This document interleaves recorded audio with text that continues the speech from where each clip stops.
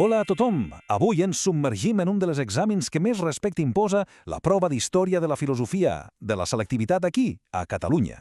Anem a desmuntar-la peça per peça per entendre què demana, com s'estructura i, sobretot, com funciona.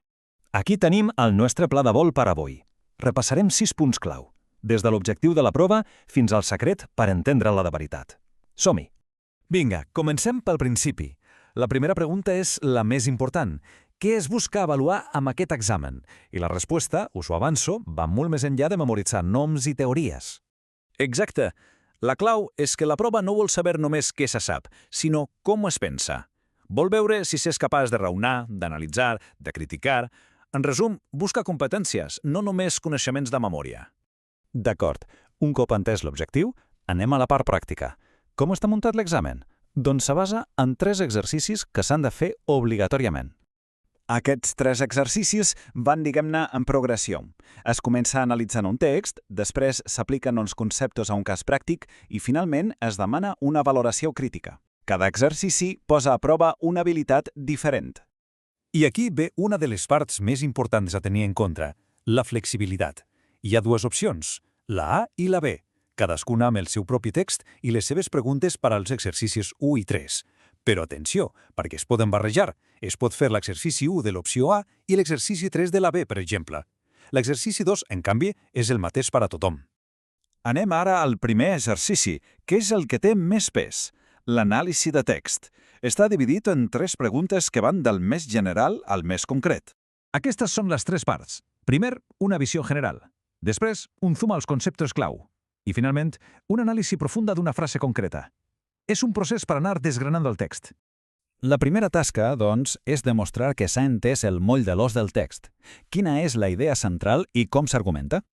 I compte que aquesta comprensió global té un pes importantíssim, 2 punts. Queda clar que saber sintetitzar i captar l'estructura d'un argument és una de les habilitats més valorades.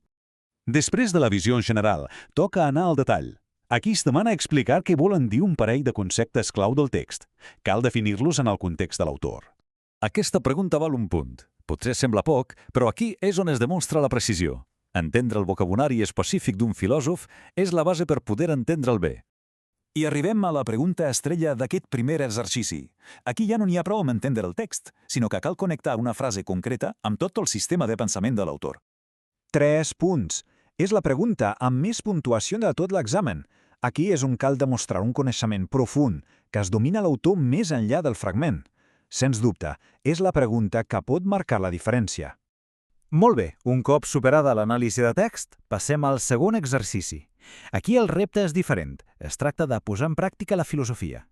Aquí, el que es demana és agafar les eines d'un filòsof, les seves idees, i aplicar-les per analitzar un cas o un problema que es planteja. A vegades diuen quin filòsof fer servir, i a vegades es pot triar.